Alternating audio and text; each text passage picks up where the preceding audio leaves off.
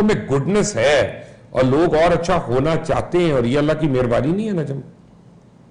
جی یہ جو آپ کی رمضان ٹرانسمیشن کا جو آج سب سے بڑا آپ نے جو کارنامہ کیا ہے وہ یہ سبجیکٹ کو چنا ہے آپ نے, حسن اخلاق. اور میں بالکل پیشنٹلی نہیں بلکہ میں انجوائے کر رہا تھا ساری بات کو. جو پہلے آپ نے انٹرو دیا وہ بہت خوبصورت تھا. آپ نے حسن اخلاق کو صبر اور برداشت کے ساتھ جوڑا.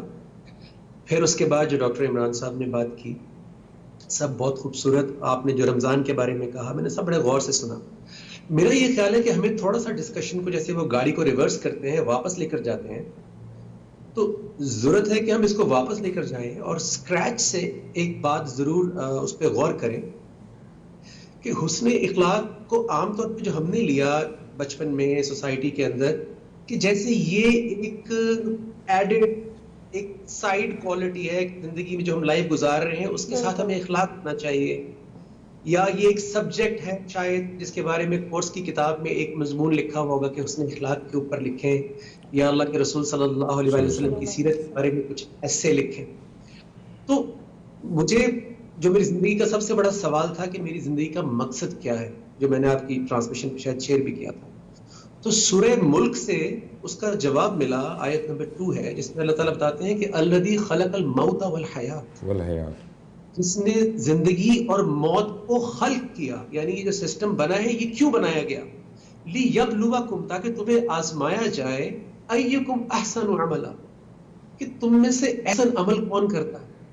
پہلے تو ہمیں سب کو اپنی ڈکشنریز میں یہ چیز ایڈ کرنی پڑے گی کہ میں یہاں پہ اپنی مرضی سے لائف گزار کے ساتھ اخلاق کو یوز کرنے نہیں آیا, بلکہ میری آزمائش ہی اخلاق کے اوپر ہو رہی ہے کہ میں کتنا احسن انداز میں کاروبار کرتا ہوں, احسن انداز میں اپنی بیوی یا اپنے ہسبینڈ کے ساتھ رہتا ہوں, بھائی کو ڈیل کرتا ہوں, کاروبار کے ایکوینٹنسز کو ہر ڈیل ایک کرتا کے ہوں. ساتھ, بالکل ہر ایک کے ساتھ کا مقصد ہی احسن عمل ہے. اور اللہ کے رسول صلی اللہ علیہ وآلہ وسلم نے فرمایا کہ مجھے سب سے زیادہ محبت اس سے ہے جو حسن اخلاق, جس کا حسن اخلاق بہترین ہے, اور میں حسن اخلاق کی تکمیل کے لیے اس دنیا میں آیا ہوں. تو اس کا مطلب ہے کہ اٹس آل اباؤٹ حسن اخلاق.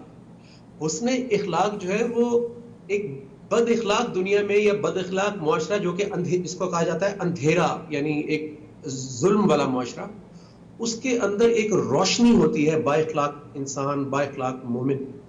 اور اگر ایک عام انسان اخلاق کے بارے میں یا حسن اخلاق کے بارے میں پڑھنے جائے مبشر بھائی, تو کیا انگریز, کیا جرمنز, کیا چائنیز, کیا ہمارے اسلام کی کلچر میں ہر لائبریریز بھری ہوئی ہیں, لوگوں نے اس کے اوپر کتابیں لکھی ہیں اور وہ ہائی سیلنگ کتابیں ہوئی ہیں, لیکن وہ ہر کسی کے لیے پڑھنا ممکن نہیں ہے.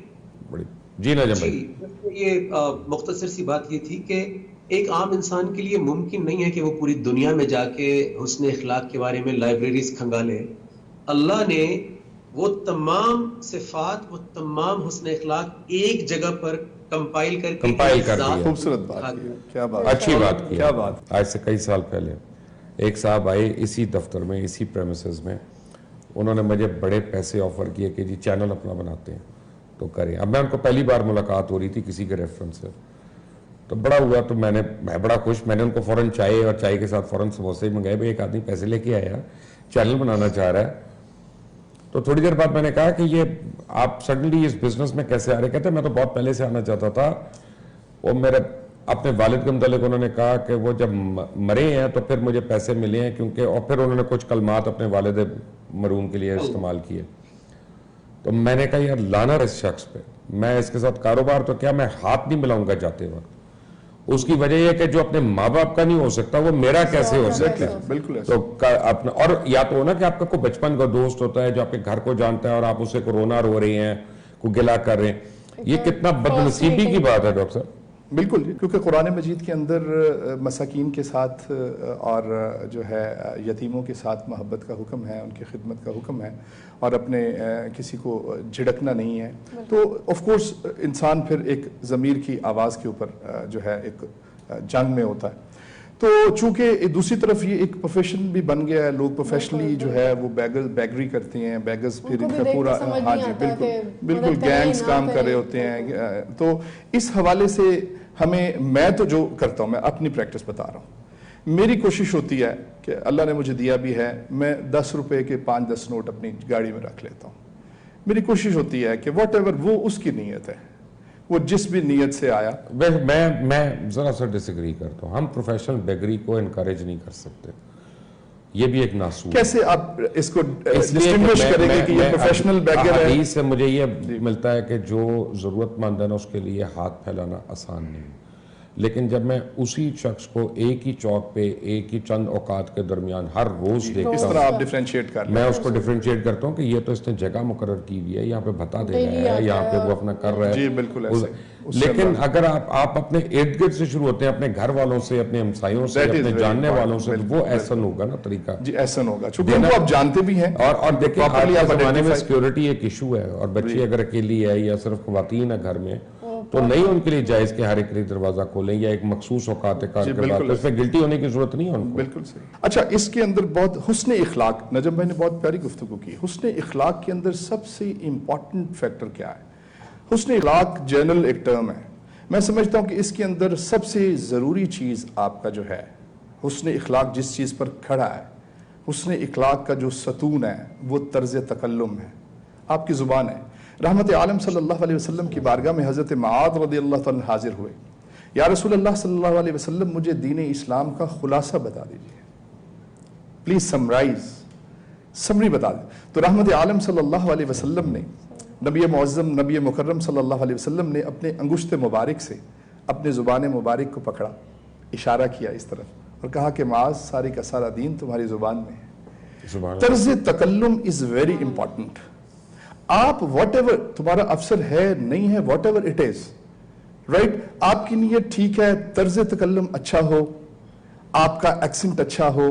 اچھا, طرز تکلم کے اندر پھر دوسری چیز بڑی امپورٹنٹ ہے. ہمارے ہاں میڈیکل ایجوکیشن کورسز اور ٹریننگز ہوتی رہتی ہیں, ہمارے اندر اس چیز کی بہت کمی ہے. میں حسن اخلاق کا ستون بتا رہا ہوں. میاں بیوی میں لڑائی ہوتی ہے طرز تکلم کی وجہ سے, اور پھر آہستہ آہستہ جھگڑے ڈائیورس تک پہنچ جاتے ہیں. ہماری بیٹیاں, ہماری بہنیں, ہمارے بھائی اگر اپنی زبان کو درست کر لیں. اور ایک اور حدیث کے اندر رحمت کریم صلی اللہ علیہ وسلم نے ارشاد فرمایا کہ تم مجھے 2 چیزوں کی ضمانت دو, میں تمہیں جنت کی ضمانت دیتا ہوں. ضمانت کا لفظ استعمال کیا, اور وہ 2 چیزیں کون سی ہیں؟ فرمایا ایک زبان اور ایک اپنی شرمگاہ. رائٹ. نجم صاحب, پہلے سوال کا جواب. جی, پہلا سوال کیا تھا؟ وہ یہ تھا کہ بیسیکلی ایک شخص باہر بہت اچھا ہے, گھر میں اچھا نہیں ہے, اس کے متعلق کیا کہیں گے؟ رویہ نہیں ہے اس کا. دیکھیے, ہم انفارچونیٹلی دنیا سے محبت کرتے ہیں, رشتوں کو استعمال کرتے ہیں. ہمیں رشتوں سے محبت کرنی ہے, اور دنیا کو استعمال کرنے کا مطلب ہے دنیا کے میرٹ کے اوپر اس کو یوٹیلائز کرنا ہے, لیکن رشتوں سے محبت کرنی ہے. ہم حسن اخلاق جو ہے وہ منافقت میں بھی کیا جاتا ہے, جہاں ہمارا انٹرسٹ ہوتا ہے. ہم کبھی بھی ایک بلینئر کے سامنے, سپر پاور کے سامنے, باس کے سامنے ہم اس طرح سے بات نہیں کرتے جس طرح ہم اپنے بزرگ ماں باپ کے سامنے بات کر جاتے ہیں. بیوی کو ہم ایسے سائڈ لائن کر دیتے ہیں جیسے کوئی چیز ہی نہیں ہے, میری پراپرٹی ہے. بچوں کے ساتھ بھی حسن اخلاق بہت ضروری ہے, کیونکہ ہم بچوں کو بھی اپنی پراپرٹی سمجھ بیٹھتے ہیں.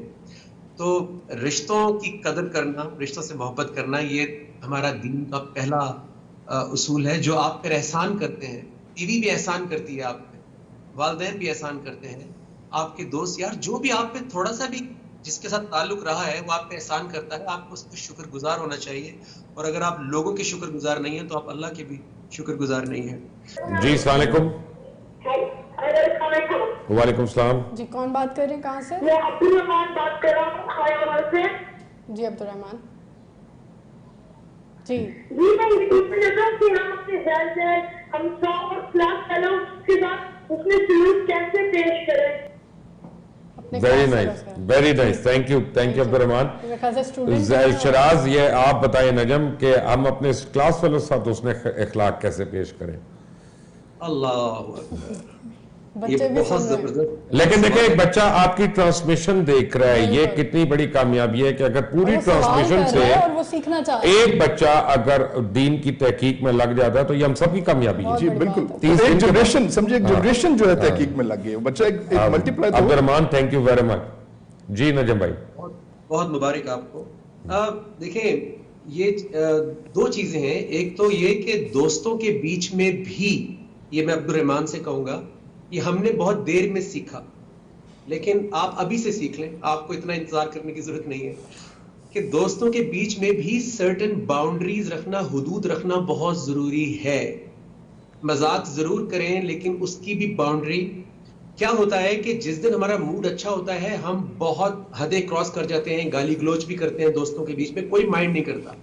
لیکن جس دن ہلکا سا موڈ آف ہوتا ہے اس دن ایک چھوٹی سی گالی, چھوٹی سی بات پہ بھی جھگڑا کہیں سے کہیں پہنچ جاتا ہے اور ہمیشہ کے لیے جو ہے وہ دوستوں کے بیچ میں ایک وہ دراڑ آ جاتی ہے. نجم, میں نے ایک دفعہ, سوری قطع کلامی ہو رہی ہے, مرحوم معین اختر سے یہ پوچھا.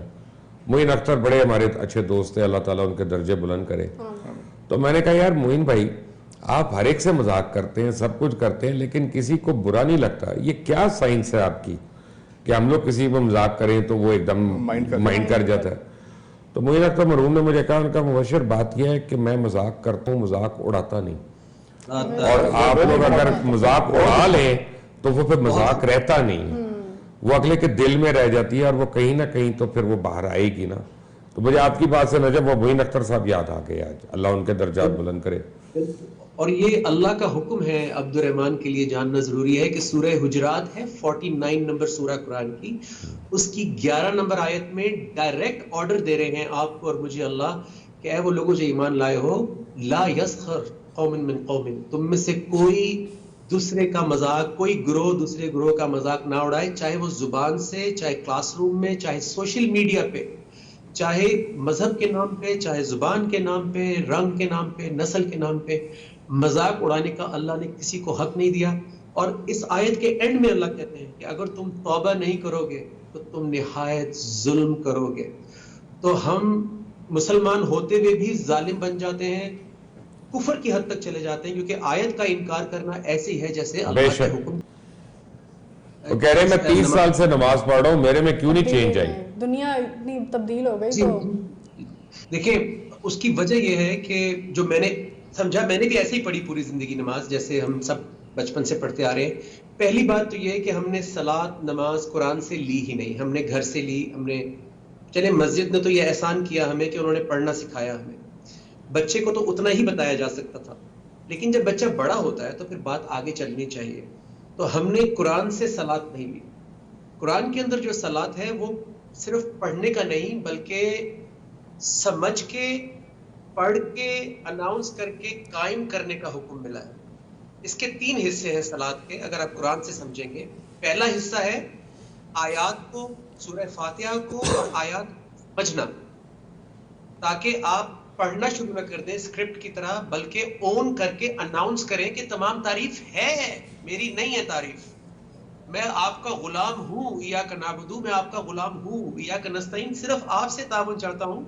اور مجھے رستہ پڑھنا نہیں ہے کہ اہدنا الصراط المستقیم, مجھے مانگنا ہے کہ مجھے ہدایت چاہیے. بے شک جس دن ہم مانگیں گے اس دن سورہ فاتحہ کے بعد جو ہم پڑھیں گے اس کا میری زندگی سے تعلق شروع ہو جائے گا. پھر میں صرف یہ نہیں پڑھوں گا ہر روز کہ ابو لہب کا ہاتھ ٹوٹے یا انا اعطیناک الکوثر, یہ تو ضرور پڑھے, لیکن ساتھ وہ آیات بھی ایڈ کرنا شروع کر دیں. جیسے میں نے والدین کے اوپر آیات یاد کر کے پڑھی, اس پہ سجدہ کیا. اور مبشر بھائی مزے کی بات بتاؤں, جس دن میں نے وہ آیت یاد کی سمجھ کے والدین والی, تو میرا قیام 15 منٹ کا ہو گیا اس دن. جیسے اندر سریا آ جاتا ہے نا, انسان کے سریا آ جاتا ہے کہ میں رکوع ہی نہیں کر پا رہا, کیونکہ اندر سے شیطان یہ کہہ رہا تھا کہ تم جو بول رہے ہو یہ کرو گے کیسے. والدہ تو بڑی جو ہے وہ ریجڈ ہیں, والد صاحب تو بڑی تنقید کرتے ہیں, تو یہ میں کروں گا کیسے. تو میں نے کہا یا تو کھڑے کھڑے ہی سلام پھیرتا ہوں اور میں کہتا ہوں یا اللہ میرے بس کی بات نہیں ہے, یا پھر اگر رکوع کرنا ہے تو پھر آج سوچ سمجھ کے کرنا ہے. جی تو نثار صاحب سے میں یہی کہوں گا کہ آج کے بعد آپ کوشش کریں کہ آپ پڑھیں نہیں بلکہ اناؤنس کریں. پہلا حصہ صلاۃ کا کہ آپ سمجھیں کہ میں نے پڑھنا کیا ہے آج, چاہے آپ کو قرآن پڑھنا کھولنا پڑے. میں نے اپنی وائف سے یہ سیکھا, کیونکہ وہ نان مسلم سے مسلمان ہوئی تھی, کہ وہ سامنے ٹیبل پہ قرآن کھول کے شروع میں جب ان کو آیت یاد نہیں ہوتی تھی وہ قرآن کھول کے ٹیبل پہ رکھ کے پڑھتی تھی تاکہ ان کو سمجھ میں آئے کہ وہ کیا پڑھ رہے ہیں. تو جب تک آیت یاد نہیں ہو رہی, اگر آپ کو کھول کے بھی پڑھنا پڑے, کیونکہ آپ کے خیالات ادھر ادھر نہیں جائیں گے جب آپ کو آیت سمجھ میں آ رہی ہوگی کہ میں آج اللہ سے کیا مانگ رہا ہوں. اس کے بعد آپ جب رکوع اور سجدہ کریں تو یہ سوچ کے کریں کہ یہ جسم کا سجدہ نہیں ہو رہا آج, آج میرا نفس، کیونکہ مجھے بات سمجھ میں آ گئی ہے، میرا تزکیہ نفس کی جو کل بات ہو رہی تھی، میں ایک میں بات ضرور کرنا چاہتا ہوں، بڑی امپورٹنٹ ہے کہ ہر بچے کے لیے اسپیشلی خاص عمر تک اس کے ماں باپ جو ہے نا وہ آئیڈیل ہوتے ہیں، یعنی باپ اس کا کنگ کانگ ہوتا ہے اور سب سے امیر آدمی ہوتا ہے، سب سے طاقتور ہوتا ہے، سب سے ماں اس کی سب سے خوبصورت ہوتی ہے، سب سے اچھا کھانا پکانے والی ہوتی ہے، سب سے اچھی غم گسار ہوتی ہے۔ لیکن آپ کو بتاؤں کہ ہم نے جو مختلف جب بھی دین کا مطالعہ کیا تو اس میں ایک بات سامنے آئی ہے کہ اگر آپ اپنی اولاد کو حرام کا مال کھلاتے رہیں گے یا اس کا نوالہ دیتے رہیں گے تو ان کی صفات بھی ویسے ہوتی جائیں گی۔ پھر جب وہ بڑے ہو کے آپ کے سامنے کھڑے ہوتے ہیں تو پھر ان سے پہلے اپنے دیے ہوئے نوالوں کے اوپر بھی دیکھ لینا کہ جو حرام کا ہم کھلاتے رہے ہیں یہ آج وہ بول رہا ہے، وہ آپ کی اولاد نہیں بول رہی۔